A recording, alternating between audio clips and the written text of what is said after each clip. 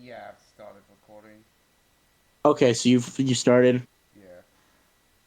Yeah. Okay. Yeah, we're just watching the Among Us versus Fall Guys and Bowser Eggman Death Battle. Rean has seen neither of these. I have seen both. I'm very. And I do want to know, do you care about what because like we're definitely gonna watch the fight and we're definitely gonna watch the outro part where they explain it all. Like how the winner won. But do you care about watching the extra stuff with the them explaining it more in detail, the stats. I don't care. Also, if you know, That's also you may see random servers. By the way, just letting you know, I'm a bit too lazy to leave them. that's fine. Yeah. But yeah, you so yeah, you wanna start you ready to watch the first one? Yeah. Put it I in. figure, I figure for the sake of screw it, I'll edit it. So I can just we can watch Americans the are whole looking thing. for leadership to resist Trump's assault on our climate. The year was 2020. The long wait as we all experienced the most viral sensation in recent years. It was Among Us. Nah, Fall Guys was the biggest news that year. He's Wiz and I'm Boomstick. And it's our job to analyze their weapons, armor, and skills to find out who would win a death battle. In the lonely dark of space, aboard a malfunctioning vessel, a peculiar crew of bean-shaped astronauts must work together to save their souls from a quiet demise. Tons of stuff could go wrong at any moment, and it's up to these colorful clowns to fix it. Impressive since their spacesuits don't seem to have any arms. Oh, that's not actually a suit, that's just how they are. Wait, what? Ew, why? More on that later. The tasks they undertake to save their ship require varying degrees of difficulty and skill. It may not take much to reconnect some wires in the cafeteria, but it certainly does to clear asteroids when your ship is moving faster than light. If that's not a suit, then why do they have a cafeteria when they don't have a mouth? At any point, these creatures must draw from medical training, electrical skills, and mechanical know-how. Okay, but it's total chaos, so teamwork is key. They gotta spread out and trust that while they're all swiping cards, they have each other's backs, right? Well, success is always uncertain, as though fate has placed some external force that stands between this species and their survival. There's an imposter among them! I mean, among us! But not us, though, right, Wiz? Right? For the 9th time, I'm not an imposter. That's just what an imposter would say! They're shape-shifting aliens! They could be anyone! Or any mad scientist in a lab coat! The imposter threatens the pack and pushes them towards extinction by any means necessary. Anything from damaging lights to wrecking the ship's reactor. Which can be tricky to fix in time, even though imposters are naturally skilled at crawling through the vents. The crewmates need special engineered training to do the same, so not all of them can McLean it up. All while the imposters conceal their motivations and infiltrate the herd. The others always know something isn't right, and the imposters use that paranoia to motivate their prey into ejecting So what I each think's other funny into though space. Just is for being kinda you know the Among Us TV show they're doing, right? Yeah. So what's interesting about that is that And just a I'll just pause it when we talk. What's funny about that? All the like old colors are used except for one is pink. Pink is the only color used. So I think the imposter is pink for the show. I just think that's funny because the only color not sitting at the table when the shadow monster imposter thing is there. It's the only person not there. I mean, pink could also be dead, but you do have a point. I I'm gonna be honest. I think the art is a bit less in the show compared to the trailers. What do you mean? Like I Like like I think the art they used in the trailers is a lot better compared to in the show. yeah, I think I prefer that style as well. I guess the other like The trailer stuff looks more goofy. I think they're going maybe for a slightly more serious vibe for the show. Fair enough. That's why. But I mean, it's Among Us. Put it out there. It isn't me. That's a good. But I mean, Yeah. it's Among Us. I don't know how serious you can get. I mean, I don't see how serious you can get with Among Us either. Point. Have you ever heard him say sus? No, what do you mean? Knowing a lot is literally my job. I can kill. Ear canals. Ah, jeez, fix your mic, dummy. I agree with the metal bowling ball. Well, I knew the sussy baka from the start. And again, just to be very clear, it isn't me. Same here. Oh, come on. Anyone could be the imposter, Boomstick. It's completely random. Random starts with R and so does. Oh, I know who it is. It's always the red one. Wait, what? But it isn't me. It isn't me. Oh, right. There's usually two imposters. Dear God. The imposters aren't just tricksters, they're also hunters, bloodhounds tracking and assassinating crewmates when they least expect it. They'll snap their necks, stab them with a knife, shoot them with a desert eagle, or use their frickin' tongues to impale their faces. Oh, God! Right through the visor. They may look like they're wearing spacesuits, but that's not a visor. That is their actual face. Examining their cross-section reveals their insides always match the color of their bodies, and that they are comprised of exactly one large bone, which must mean their ability to walk is entirely muscle-based. Their whole anatomy is one unsolvable mystery. Ew! They've got human toes, buff arms for no reason, and can stretch like Mr. Fantastic? What are these freaky things? No one knows. They don't even exist within the same realm of mortality as you or I. Even if one of them is killed or ejected into the lifeless void of space, they return as a ghost, invisible, incorporeal, unable to communicate with the living, but nonetheless still among us. Even beyond death, they can plot the demise of other crew. Or become guardian angels for the living by literally shielding them. That's gotta be one tough shield, cause remember that Desert Eagle they holster? Apparently, that thing also fires a laser that can rip apart whole planets. Good God! To split this planet apart like that would need over 10 nonillion tons of TNT! A number so incomprehensible you'd have to multiply 1 billion by 1 billion.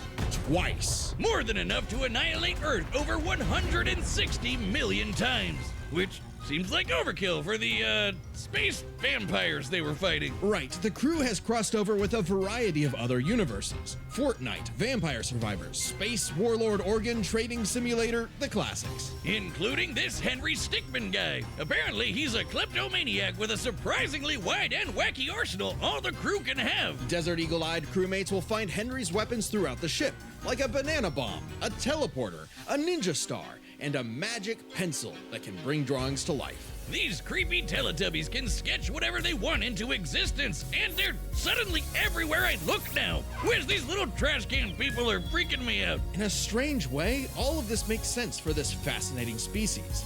In the face of insurmountable odds, something inside tells them to band together no matter what, to use all the tools available and try to survive again and again. On a ship, on strange planets, anywhere they may be, in spite of anything that may be going on in the world. They either fix what's broken or face certain doom. But no matter what, they do it together. Among us, together! Yeah! Woo! According to this Cash App card I found, I'm Nurse Mallory Jones, and I'm about to buy Thunderdome! Natural habitat to these lovable little beings known as the Fall Guys, who race each other through fun. But what do you think of that nothing- planet-destroying Desert Eagle? I think that it could probably, I feel like it should be able to kill someone like a Fall Guy, considering the fact that, well, they did survive the Big Bang. Okay. They scaled them to the Big Bang. Yeah, because I talked a little bit about this with you before we were watching it. Yeah, so, yeah, they scale their defense stat to the Big Bang. Though you can. which which um which I think is debatable because there's like I'll have to find the comment on. There was a video debunking this, and it was a guy who was literally like Fortnite's number one. It was a Fortnite lore follower being like, "Yeah, that's just wrong. It's just straight up wrong that they don't." Which I'll put it on the screen, but I'm pretty sure. it's just wrong. I'm pretty sure you could make the same argument with the Among Us bean if you have it equipped as a backpack thing. That's the thing, though. You can't make the argument. See, that's the thing. It's not like it took the Big Bang. It was like, I think it was something. If I'm remembering what SC said, it just got rifted, which is not the same. That is a planet destroying weapon, and they regularly shoot each other with it.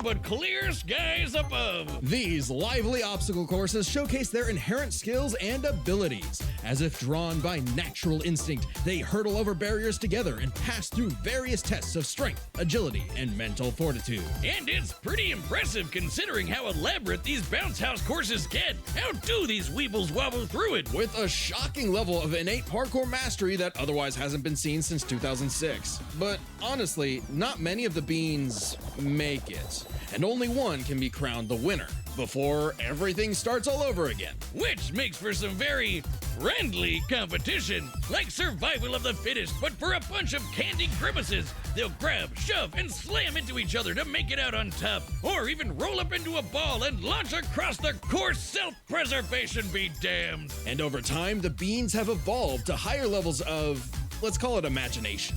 The engineer Digi invented the creative device so the beans could start making and designing new obstacles and challenges for themselves, as well as additional tools like wrecking balls, wind-up boxes for punching foes, and even translators that make their nonsensical language intelligible. But even at their best, they're still just flinging themselves over these obstacles like a bunch of drunken lemmings. This species seems to have a biological urge to navigate these courses for one singular purpose: get that crown. I mean, if I could be king for a day, I'd push you off a cliff right now. Very funny. Get away from me. Things in the Blunder Dome can get wild. We've seen these goobers get smacked by giant mallets and fall into actual hot lava, but they always pop back up at the qualification stage later, completely unharmed. Somehow. These remarkable creatures have demonstrated some dumbfounding durability, such as getting struck by meteors. That's a hit anywhere from 18 tons of TNT to 15 kilotons, but they still get right back up. I didn't ask earlier fully, but what do you think of like the Among Us scaling? I think I would like to. There is one thing I did find odd. Did they not calculate for the fact that the imposter could survive lava, considering the fact that they go back to the lobby? Because I think if they bring the Big Bang into the count, that could also be. I mean, there's no because there's no actual proof that when a game ends that they're technically respawning. Like, they don't have canon respawning like the Fall Guys do. The Fall Guys are confirmed to come back to life, but the crewmates and the imposters, they turn into ghosts and can still interact with the world. They just can't speak to people, you know? Like, I'd say they were scaled fairly accurately. They did them justice, I think. Yeah, but I think the fall. Also, off topic, but I think the hillbilly guy is a little annoying. That's valid. I don't usually care too much about the power scaling part, but then I started seeing because with this one I didn't know, so that's why I originally watched this. Well, I watched it when it premiered, so I actually watched it when it came out because I wanted to see the fight live. Usually I skip it. I usually skip their whole analysis at the start. Yeah, that's fair because I think The one thing I will bring up, you know how they did the vampire hunter thing, right? yeah. I'm not going to say this for certain because I could be wrong. The vampire hunter thing means they're using like the best feats from all of the Among Us stuff that Among Us itself has helped out on, like Innersloth has. And so they did forget some of the imposter feats from versus imposter if that stuff is counts, because they did back that project. You know, they did back versus imposter. So I do kind of wonder, like, some of the stuff that Black was able to do can technically, that would be like a peak thing that should have been, I feel like, scaled.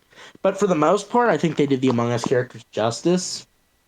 But you'll see with this Fall Guys stuff, it gets a little bit much, I think. Versus imposters was canon? Huh? Wait, you made it sound like versus imposters was canon. I mean, they're using a bunch, like, I'd say anything, because no actual, like, consistent canon for Among Us. I'd say anything that Innersloth themselves worked on has to be considered kind of canon. I would argue.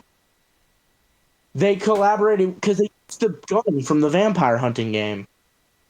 Like I think it's either it's space vampires or multiverse vampires. I don't remember which it was, but the Among Us guys show up in that game as playable characters. So I feel like, you know, if they count in that and other sources, that versus imposter would also be a source that would count. Oh, okay. That's what you mean. And actually, hold on, let me show you what I'm talking about.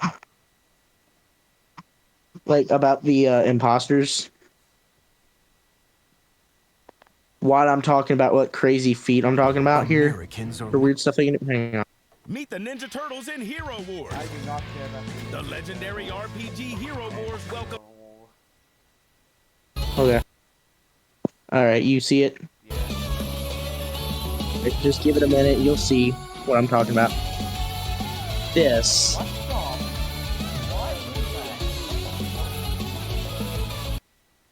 And as you can see, that ship is completely corrupted. This is the Skeld. Look what he did to it. It doesn't Just even, saying. It doesn't even look like it anymore. I would make the argument, if you're able to count the imposters from the vampire hunting game, this should count. This should be a... I don't know if it matters. Like, I don't know if it even matters in the slightest, or helps the imposters at all, or the Among Us guys at all. But they can do this, I feel like. I feel like that should have been accounted for. Hang on, let us get back to where we were originally in this, and we will continue. But they always pop back up at the qualification stage later, completely unharmed, somehow. These remarkable creatures have demonstrated some dumbfounding durability, such as getting struck by meteors. That's a hit anywhere from 18 tons of TNT to 15 kilotons. But they still get right back up to Rube Goldberg themselves straight through another obstacle course. On top of that, they were hit with the Big Bang and came out the other side completely fine. Whoa, wait, what? Did I just say the Big Bang? There's one... Okay, here's the problem with the Big Bang argument. I want you to look at this Big Bang part. On top of that, they were hit with the Big Bang and came out the other side completely fine. Whoa. You see that? Oh, the fact that... That's a Big Bang durability piece of paper. That's a Big Bang durability wooden door. That is my argument against that. There is no way you can tell me that this is a Big Bang durability piece of paper. I refuse to believe that. That is not Big Bang durability. Also, Like, I do think the Among Us guys win at the end of this, and as we talked about, the Fall Guys do win this death battle. But, oh yeah, and there's another point they're gonna bring up, which I'm gonna, like, debunk here in a second. But ain't no way that this is not, like, the Rift thing I think has to be correct. What SC said with the Rift, because there's no way that's a Big Bang durability piece of paper. Also, Wait, what? Did I just say the big? Oh, yeah, what's up? I would like to bring up is the fact that there was a collab with Among Us and Fall Guys. So shouldn't that be accounted for? Like if Well, I mean, yeah, that was. I mean, the Among Us. But it didn't benefit the Among Us guys. The Among Us guys didn't gain anything from it. You know? It's just they're a costume. And they gain the. That's what. When you saw earlier, they talked about they had lava resistance, which I think is a stupid scaling argument, by the way. Because I mean, I guess. This is the thing with the lava resistance that's weird on both. Is like they say that they have lava resistance because they pop back up and like wave or give a thumbs up, right? The Fall Guys do. But where have we seen that before? It originated from the Terminator, but the imposters do that when they get ejected. The crewmates do that when they get ejected, I think. They pop back up and, put their hand out. Both the crewmates and the imposters do that. I would argue they don't have they don't have lava resistance. Even then, how powerful is Polus's lava? I need to know, because that is some powerful lava on Polus. Or, because that's the thing. Some of the scaling gets weird with stuff like that, because it's like, yeah, they get dropped into lava. But it's like, I guess the ship they do survive. I mean, the Desert Eagle gun argument, they do have a weapon that's a planet-destroying weapon. But can they tank a hit from it? I don't really think so. I don't think the imposter could take a hit from the Desert Eagle, or the planet-destroying Desert Eagle. Big Bang? Why do we even mention the meteor? Who cares? Their suits are basically indestructible. Boomstick, I hate to tell you this. No. Those aren't really... Don't say it! Those aren't actually suits. That's their skin. Oh, man. People were getting weird back in 2020. Didn't they have better things to do? With only arms, legs, and eyes, there must be some genetic mechanism inside the beans that causes them to be self-sustaining. Though after some dissection, it's unclear. This is an official image, by the way. I don't know what's more upsetting, that skeleton or the fact that these jelly beans are 6 friggin' feet tall. Imagine bumping into this thing in a dark alleyway. No, thank you. So, this means when you start the game, you're just flat out naked? Just swinging away, beans in the wind. Strange such nakedness. According to this Cash App card I found, I'm Nurse Mallory Jones, and I'm about to buy... The ultimate knockout. Yeah, that's what's actually happening here. So what might be misconstrued as some sort of migration cycle is really a brutal, never-ending gauntlet that takes advantage of their tunnel vision. So it's like the Truman Show mixed with Wipeout and Naked and Afraid. What happened to them being just colorful cartoon beans? And they survive to keep playing the game no matter what. The game makers have said that when the beans fall to their death, they feel a moment of displacement, serenity, zen-like detachment from all worldly and physical bonds. Then they pop back onto the podium to celebrate their achievements. That's an official quote. They've also said they're strong enough to rip someone in half and can stretch their bodies so far they pass beyond the observable universe. Oh. Look at that. That right there disproves the entirety of their argument. I don't know if you see it. Do you see this first post right here? yeah. That's Photoshop based. That's a direct statement of Photoshop. They're not saying he gets longer for all the likes. It's we'll make him bigger. We will make him get bigger. That is not a feat. This is not a Photoshop job. This is the thing. I do like this episode. It's a beautiful fight animation when we get to it. It is a very Fall Guys biased episode, I do believe. Yeah, because they do feats that are not feats.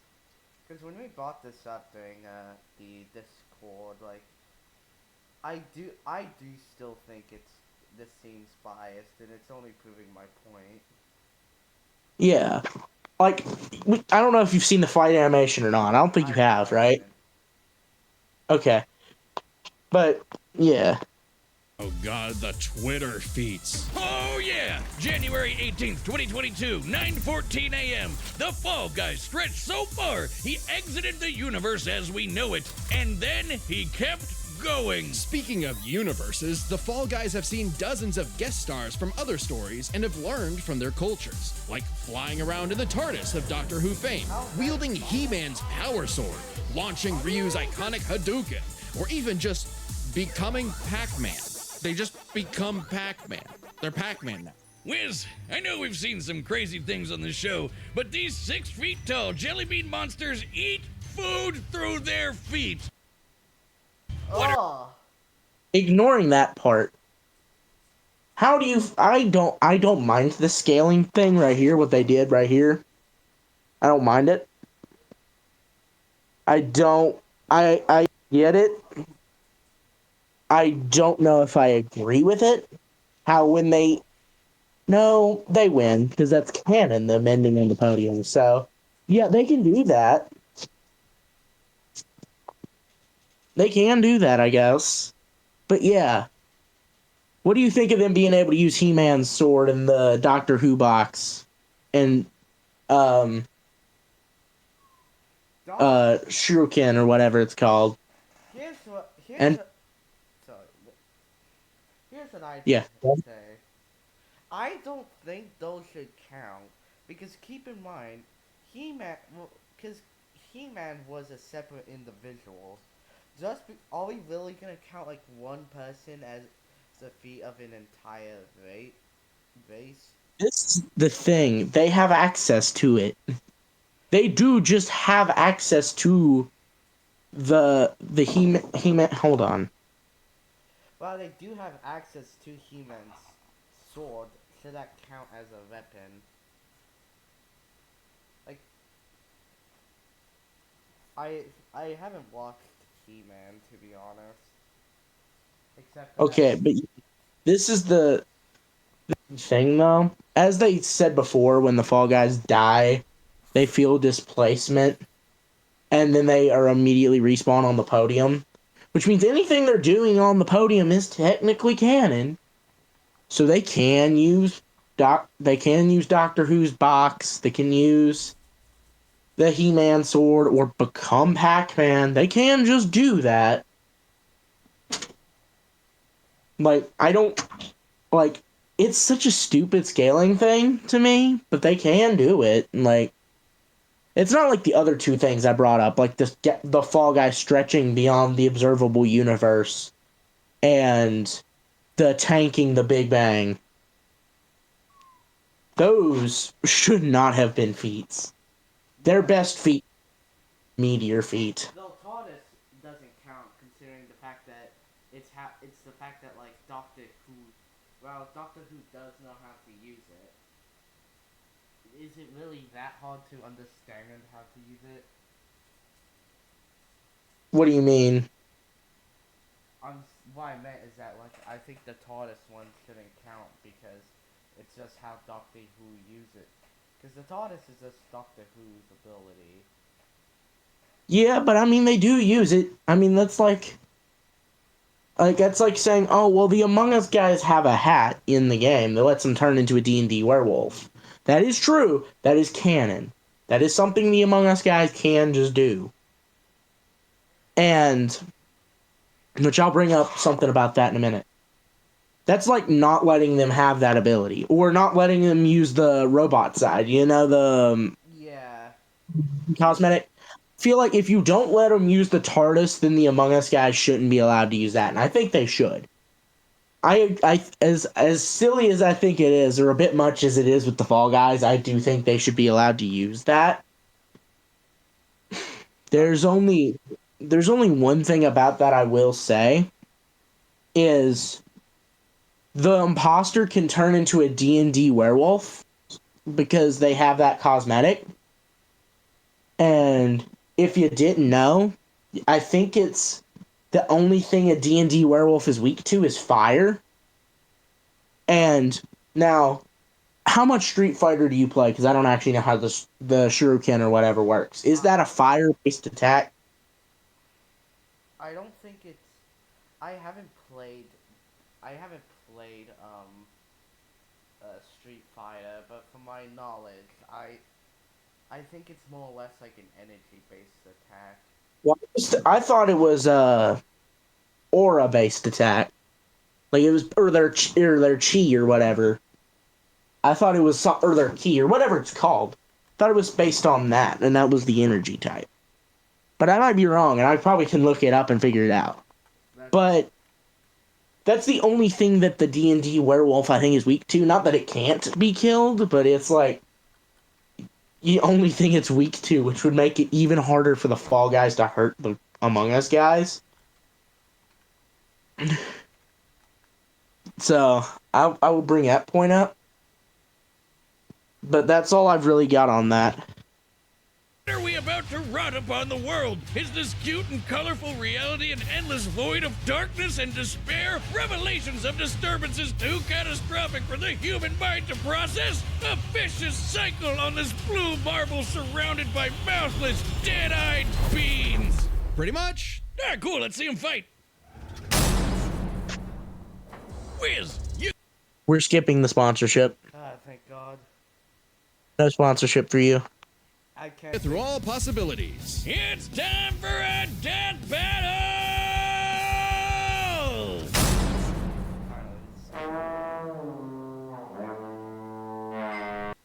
According to this Cash App card I found, I'm Nurse Mallory Jones, and I'm about to buy...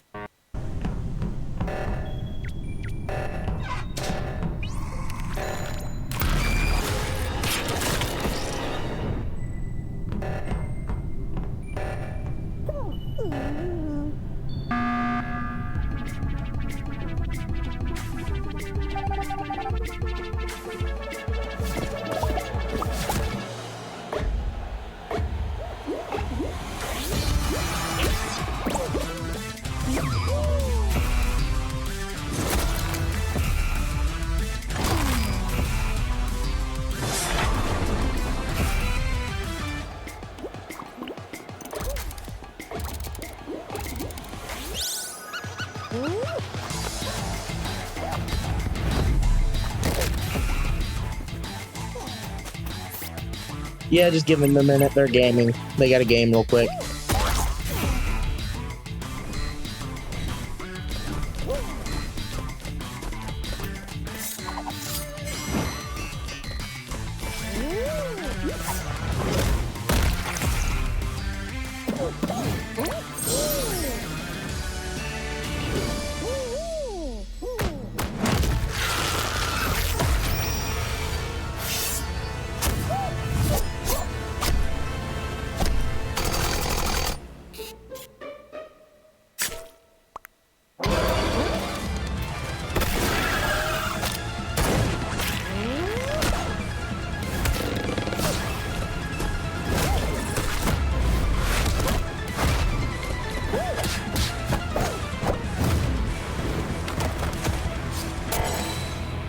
I'm really liking the gadgets.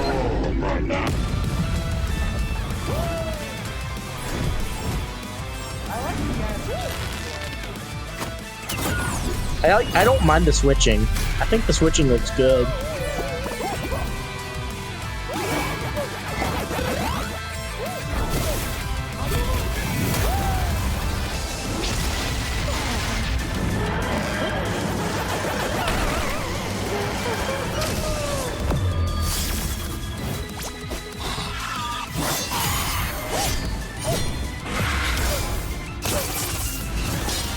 That was a lot of, I don't know if you know, but that was a lot of hits right there.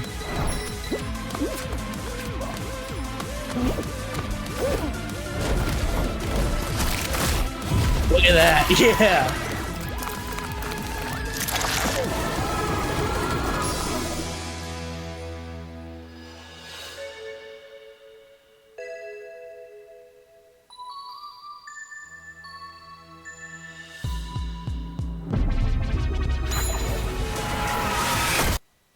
Americans are looking for leadership to resist Trump's assault on our climate.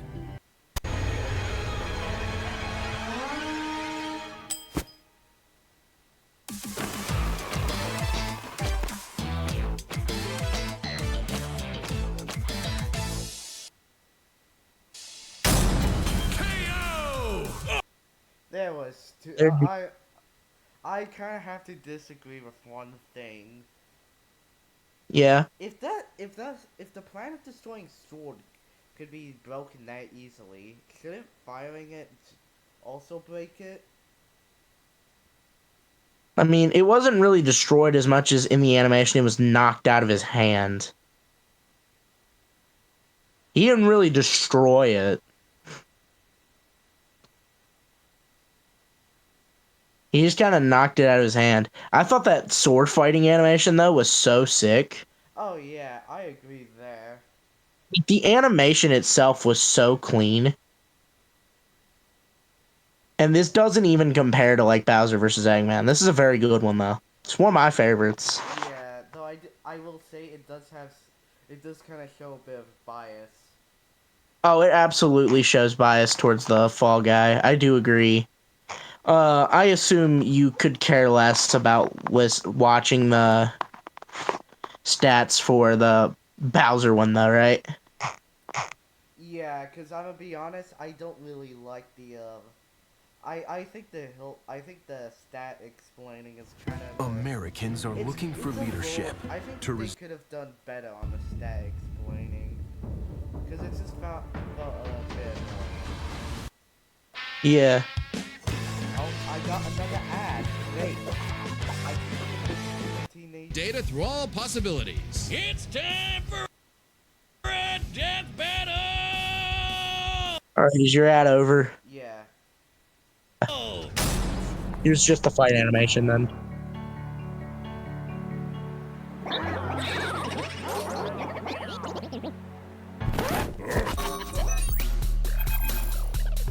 I've come to make an announcement. This territory is now the base for my upcoming Eggman Land 2. What a joke! I am Dr. Eggman, your new genius overlord. Get a load of this!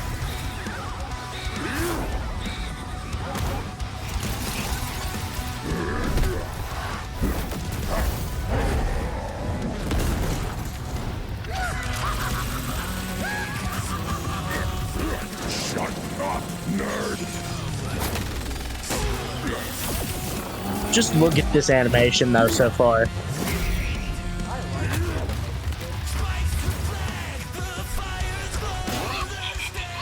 You call these toys an invasion force?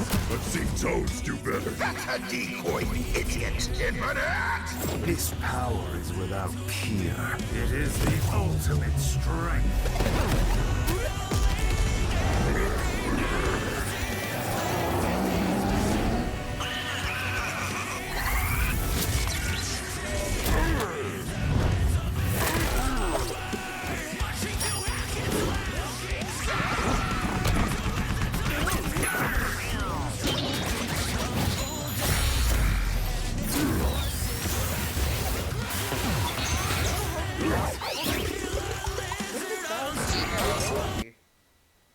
What ability? That the like, you know that purple thing he had? Where he was shooting down the lightning? Yeah, when the fuck did he gain that? I think that's Mario. That's an RPG ability. Like, I don't think it's from specifically Mario RPG, but I think it's like Mario and Luigi, I should specify. Like, it's from type games, I think. I'm pretty sure he lost that ability in the Mario and Luigi in one of the games, because he never even used it in the. Well, Bowser also lost Infinite, to be fair. Eggman also lost Infinite, but he still has Infinite for this fight. It's all of them at their peak. Like, with their peak. Okay, now I see what you're talking Yeah. about. Okay, that.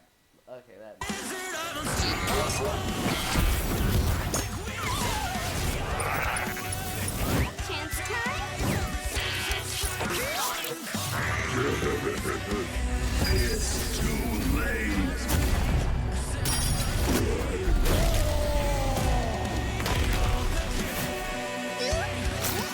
All according to plan. You've lost the battle before it has begun. Excellent work as always, Beto. Ready to wrap this up, Sage? As you command. You know what they say, the more the merrier. Showtime!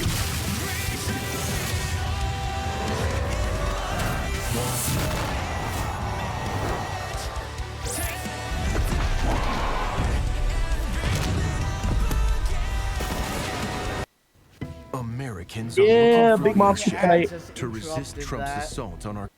Are you serious? Are you serious? There's no way. There's no way.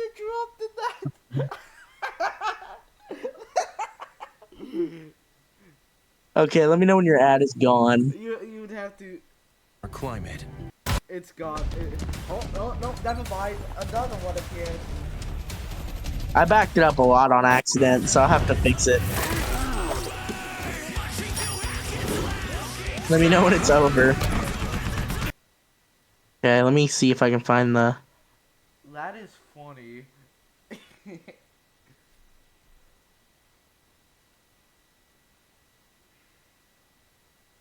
No. I think it. I have to go back so far. Hang on. There we go. I think it's at. Look at that. Big monster fight.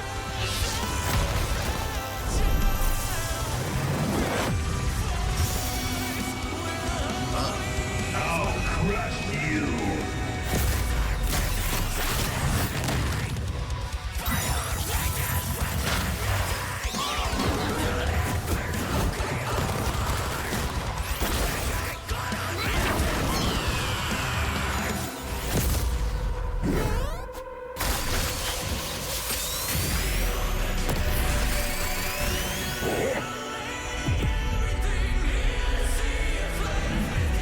How dare you keep your hands off my...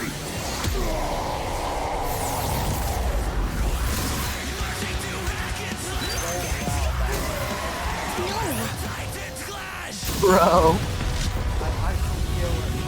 Sage! The Death Egg! Max power!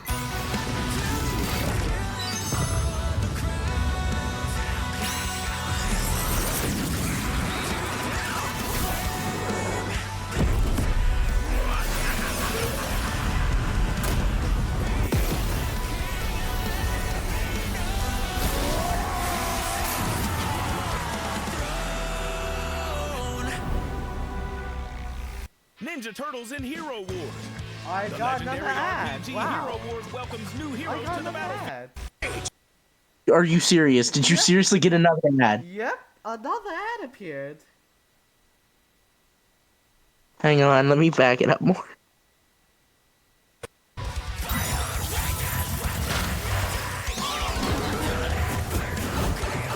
Let me know when the ad's gone. I'll try to put it back. Okay. Yeah. The amount of editing you're probably gonna have to do is gonna be. It'll be alright, though. Yeah.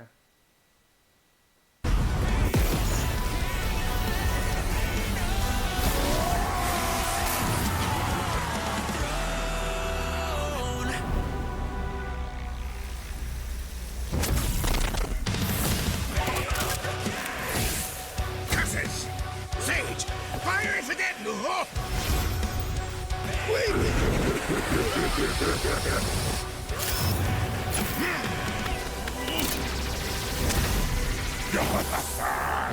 So long, Doctor!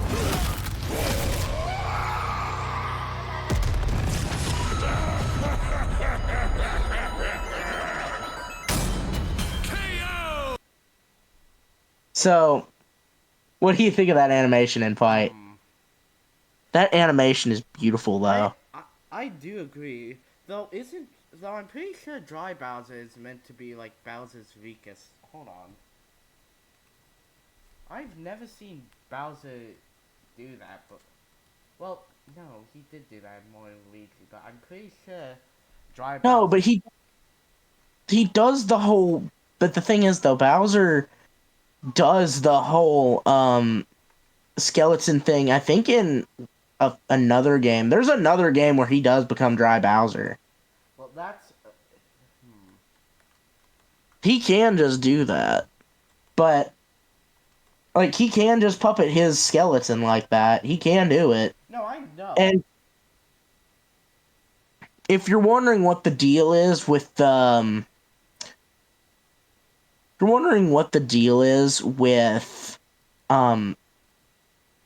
Bowser turning the Death Egg into a power-up block right there. He has transmutation magic, which means he can basically just change the form of anything. And he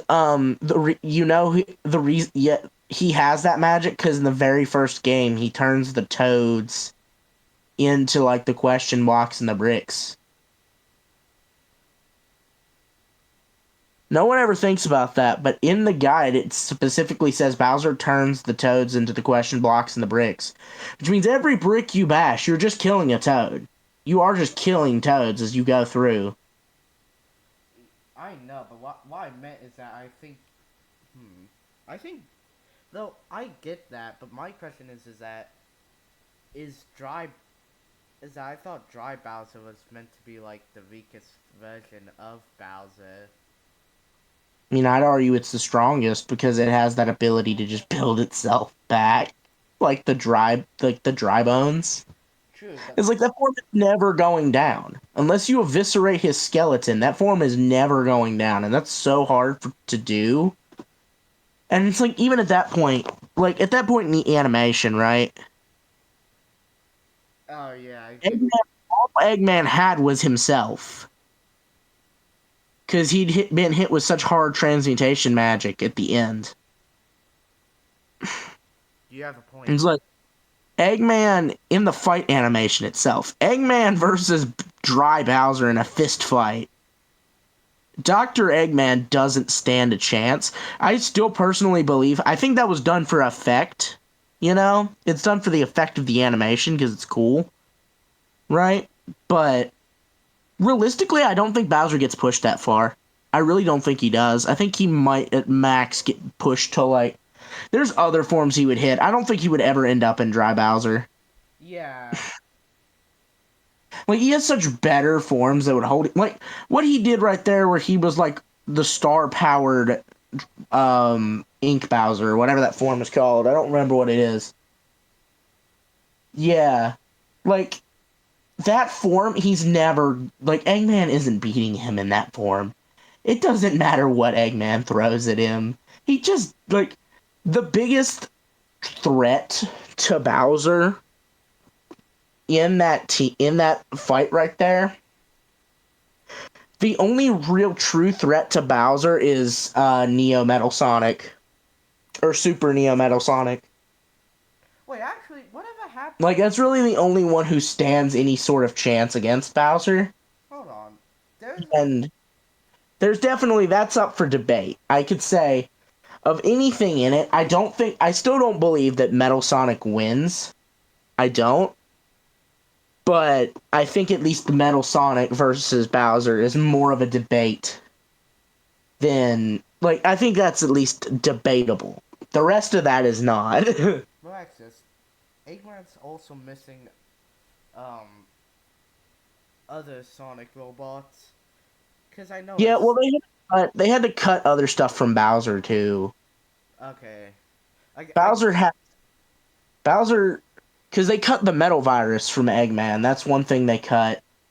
Bowser had... They show alternate scenarios here at the end. Let me just play that part, I guess. Easy one to win, which might seem surprising given how the Sonic series You're gonna have to hear the guy, though. How tough its cast is, while Mario's comes across as more cartoony. But as it turns out, Bowser had everything he needed to take Chrome Dome down.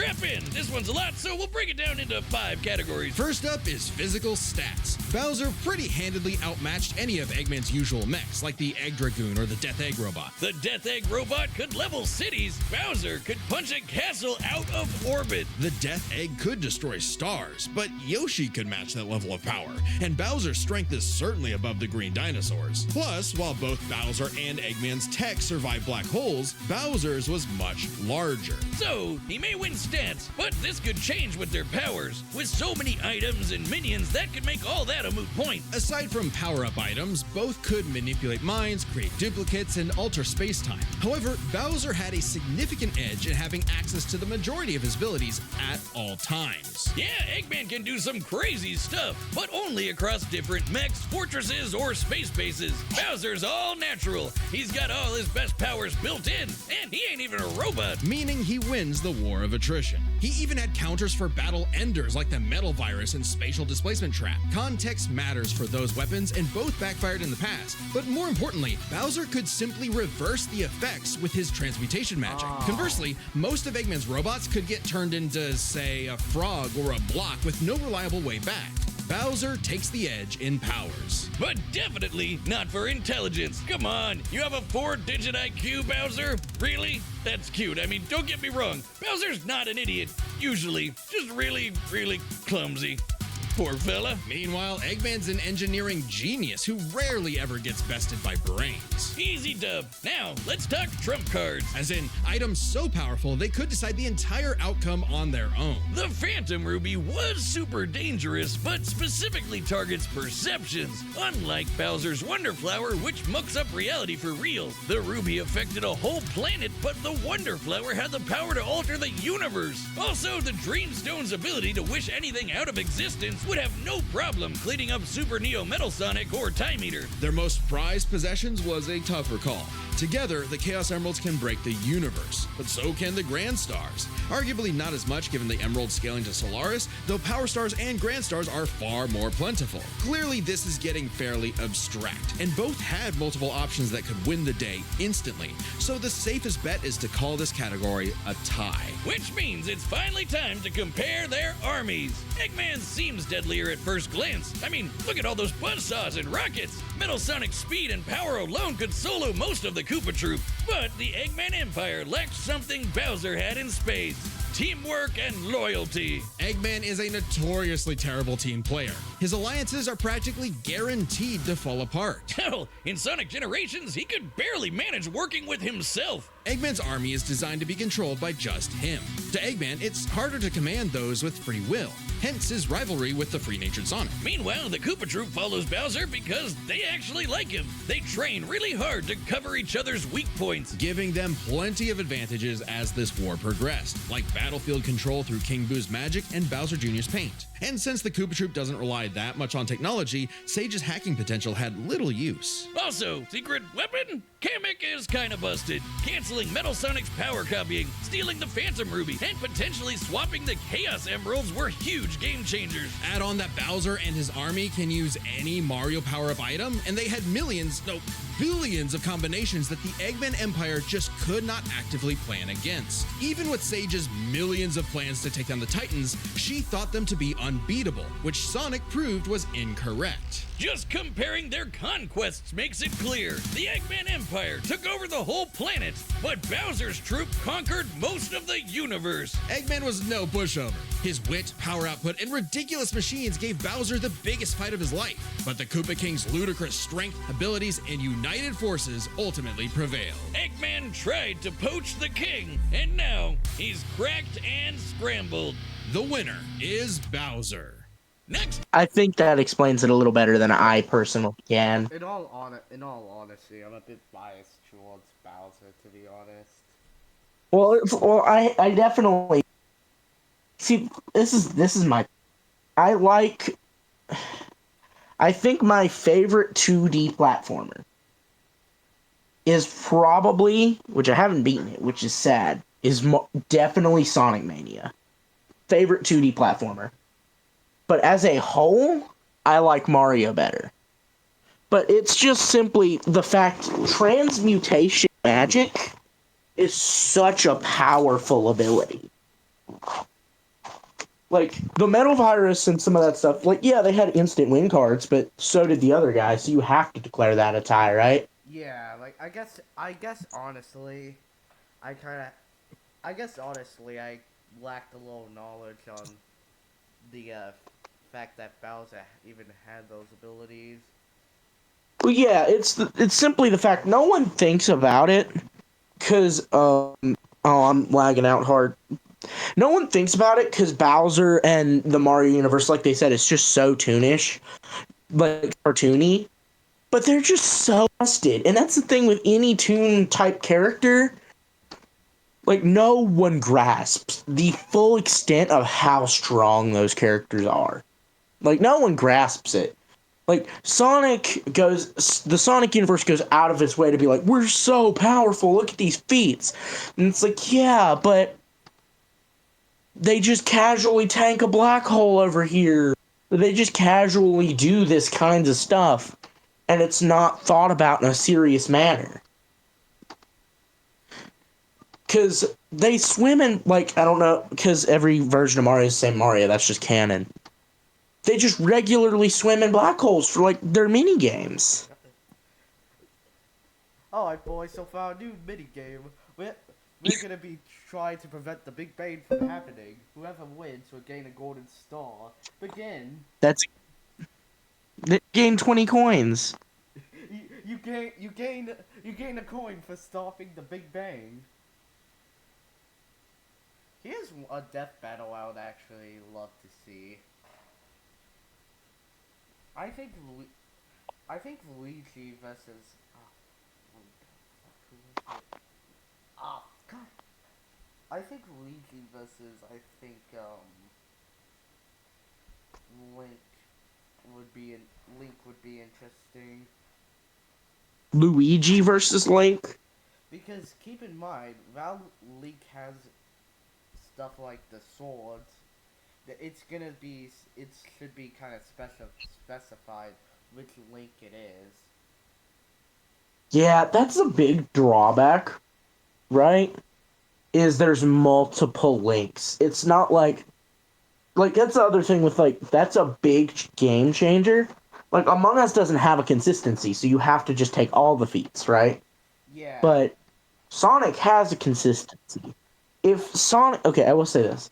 If they had used, I would make the argument, probably if they had used Eggman from the Archie comics, which I don't know much about Archie, I just know they're ludicrous.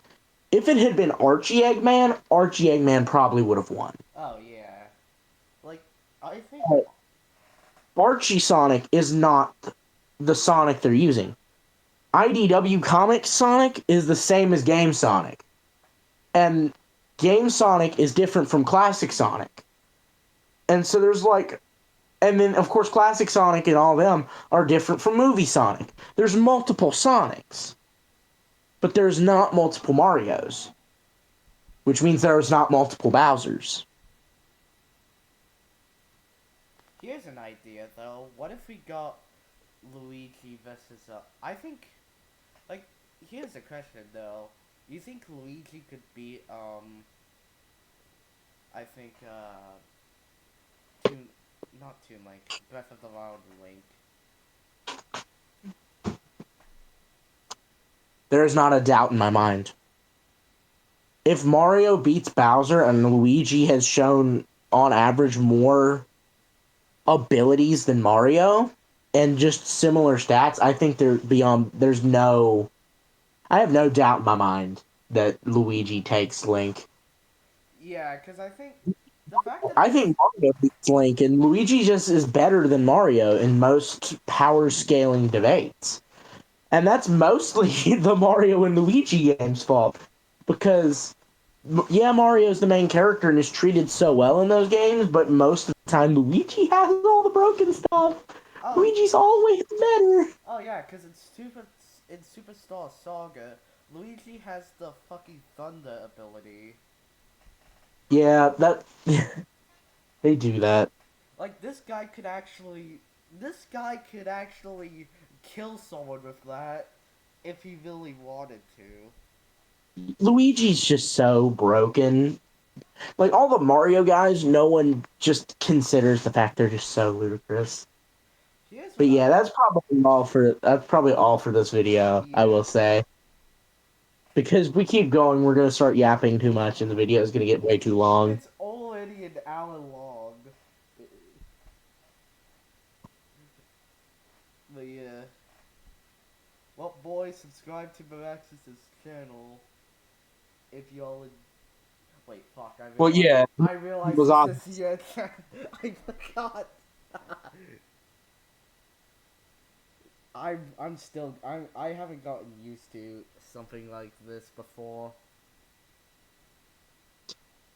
Anyway, boys, midway point coming soon for SC Lore Series 2.